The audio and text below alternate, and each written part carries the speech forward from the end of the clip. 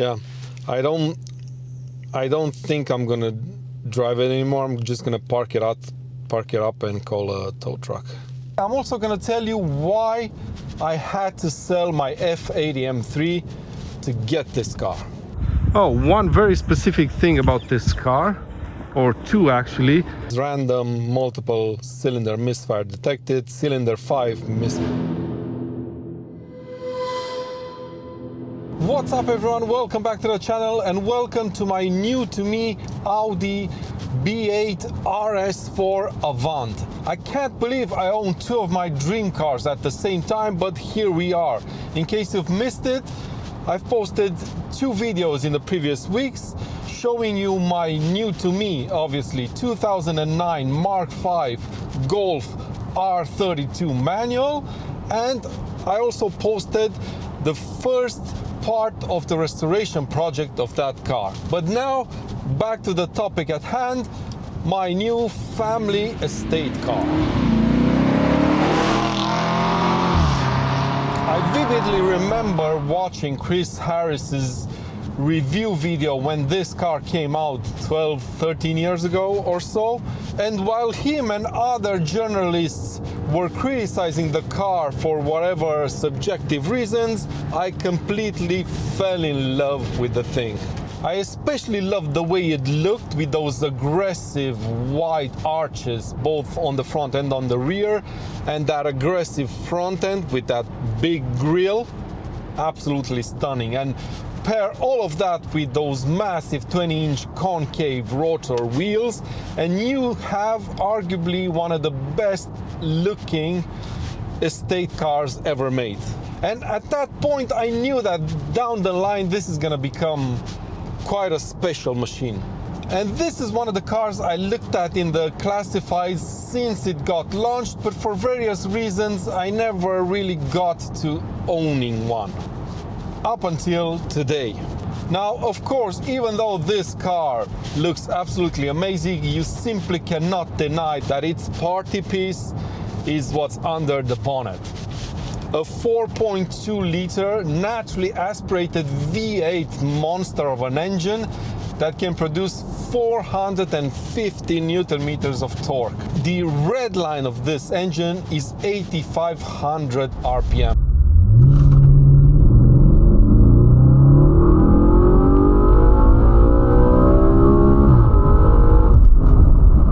Pulls quite hard, it sounds absolutely amazing, even though it's a bit quiet for my taste, but we'll change that down the line, don't worry. Of cours, this being an RS product, it's four-wheel drive, and that power is sent to the four wheels of this car via an S-tronic dual clutch transmission.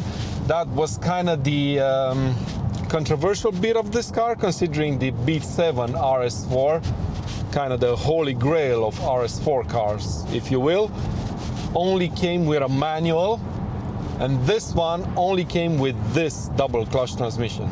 Now for this type of car I would always choose an automatic because in my eyes, considering its size and its weight, it is like a long journey cruiser. It's not necessarily a sports car that you throw around, so I would always choose an automatic for this type of car. But I can also understand the other side that kind of wanted a manual option as well. Now let me show you around this car, tell you about its spec, and finally I'm also going to tell you why I had to sell my F80 M3 to get this car. Okay, so now that we got that thing out of the way, let me show you around the car a little bit. So as you can see, the car is finished in Sepang blue. It's got the black package on it, so basically the grille and this whole part over here by default are finished in chrome.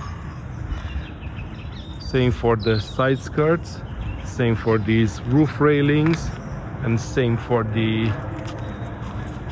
diffuser, or at least this line on top of the diffuser that's finished in chrome by default. This has all the chrome removed and some of the bits are now black, like the roof railings and the grille, like I just said. The car has the 20-inch rotor wheels, which I think, correct me if I'm wrong, are the standard option on this car. I just adore the way they look. They are a bit scruffy here and there, so I'm gonna have to refinish them at some point, and I'm thinking of doing them full silver. The car has standard brakes, so not the ceramics. Yeah, what else can I tell you?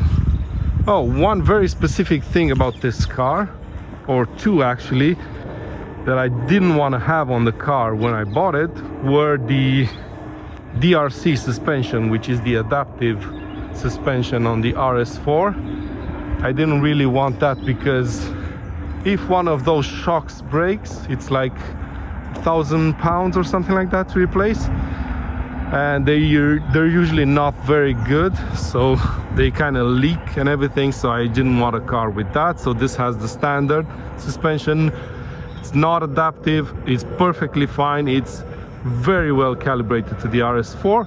And the other thing that this car doesn't have, which a lot of the other cars do, is the sunroof. And I didn't want a car with sunroof because, you've guessed it, it leaks quite a lot. So there you go. I absolutely adore how this car looks. Just have a look at the flared arches on it, both front and rear. Just have a look at this. I adore the design of this car, yeah. And this is my favorite color. I know it's very common, but yeah, it is what it is. And finally, before we move on to the interior, this car also has the standard exhaust, so not sports exhaust. It's not very loud, but it does the job. Now let me show you the inside of this car. Now, here we are on the inside of the RS4. Hello. Yeah, so yeah, nothing fancy, but it's quite functional and I absolutely love it. Especially the driving position is so freaking good. And just by looking at the level of detail on the inside of this car, you realize just how far has Audi fallen in recent years. Just have a look at this. Look at how much effort they put into designing, right? This lever that opens the door. Look at this. This is the aluminium, right? Just look at the intricacy of the detail on it for a door lever. It's unbelievable. Have a look at it. This is the this is the knob that turns the intensity of the lights on the inside. It dims them or it turns them brighter. Just look at the level of detail. You can push it in and then push it out. It comes out. But yeah, other than that, it's pretty standard in here, right? I mean, automatic transmission, the only one available for this car. And yeah, the screen is a bit smaller, but this is gonna change, hint hint. A bit of carbon here and there. Of course, you need the Quattro label here so you know what car you're in.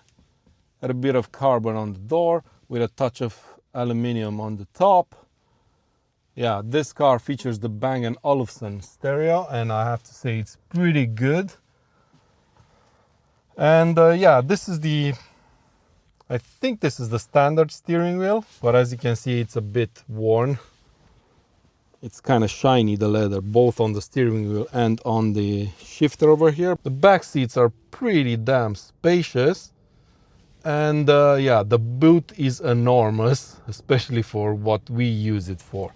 But the only thing that kind of stands out from the rest of the RS4s on the market is this white leather. I understand this is not the most practical option out there, but if you've been following my channel for a while, you'd know that I'm not really a fan of black interiors. So this is it. I'm gonna have to be more careful with how I maintain this, but yeah, I'm really liking the way it looks. This is it for the interior of the RS4. Now, let me tell you why I had to sell the M3 in order to get this. Now, if you've been watching my previous videos from last year, you knew that I had an F80 M3, which I adored. I did a lot of mods to it, lowered the car, put a carbon kit on it, changed the steering wheel, etc, etc. And some of the things I didn't film with it is that I fitted an Evolve Bilstein B6 kit on the car, which absolutely transformed it and made it close to perfection in my eyes. And basically, I really had no plans to sell that car, like, ever. But unfortunately, the insurance companies had a different idea. Now, obviously, like I said, I fitted an Evolve Bilstein B6 kit, suspension kit to the car, and I really wanted that kit to be on the car's insurance for obvious reasons, right? And when it came time to renew my insurance, I was absolutely stunned. Not only did the insurance increase without me having any incidents with that M3 or with previous cars I've owned for the past 20 years, when I told them I changed the suspension to the car and I literally explained to them that it's not a coilover kit, right? It's a Bilstein B6, so right? A road-approved damper system worldwide. They didn't really buy that argument, and they classified that modification as a coilover and also as a structural modification of the car, if you can believe such a thing. First, I thought it was just my current insurance company that couldn't really distinguish between apples and oranges, but I went to several insurance companies and I got the same answer everywhere. So they increased my yearly premium on insurance so much that I literally had to pay 20% of the car's value every year just to insure it. Now, as I was driving and explaining the things you've just heard, I entered London and I had to stop at a traffic light. And all of a sudden I noticed that the car had developed quite a rough idle. And it was so rough that you literally felt the whole car shake about. And not only that, but it kind of felt like I didn't have full power. Fortunately, I managed to drive it home, and then this happened. I did manage to kind of crawl home because I was close to home. And I've plugged in my OBD adapter, whatever it's called. I have scanned the car and there's quite a few worrying errors showing up. The weird thing is that it still has the rough idle, so it's like shaking, but the check engine light is intermittent, so sometimes it shows up, sometimes it doesn't. I have no clue, but yeah, some of the errors don't really look that great, to be honest. Let me see if I can find some of them. So basically, that's why I'm saying it, they're concerning, and it's not just one, and you can just, okay, so it's this thing, I know what it is. It is A camshaft position slow response, bank 2. Then A camshaft position bank 2 timing over advance or system performance, random multiple cylinder misfire detected, cylinder 5 misfire detected, cylinder 7 misfire detected, cylinder 8 misfire detected, and finally fuel trim bank 2 system 2 reach. So yeah, I am a bit concerned about this. So yeah, I don't think I'm gonna drive it anymore. I'm just gonna park it up and call a tow truck. So here we are a few days later. As you can see, I am without a car. It's been towed, or yeah, airlifted by ambulance to the shop, and I'm awaiting word about what the issue is. They didn't really want to just guess, so they're doing a proper checkup on the car, like going through everything, timing wise, stuff like that to the engine, and they'll get back to me in about a week or so. So yeah, let's see what the issue is. I'm hoping it's nothing major, so to speak. So yeah, my uneducated guess is that it's some kind of a sensor somewhere, because there's just too many errors and too general, so to speak, to just be like, I don't know, a cylinder or something like that. So there you go.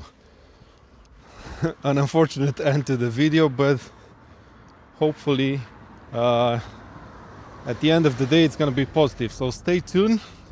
Hopefully next week's video I'm gonna tell you what the issue is and how we solved it. Until then, please give this video a thumbs up. Make sure you're subscribed to get the updates on my RS4. See ya.